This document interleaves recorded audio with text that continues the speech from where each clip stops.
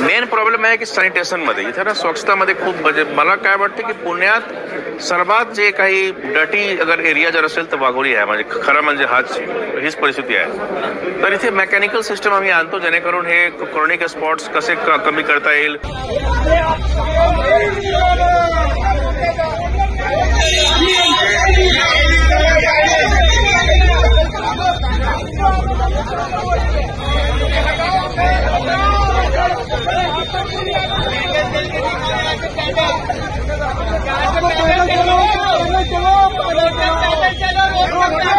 चलो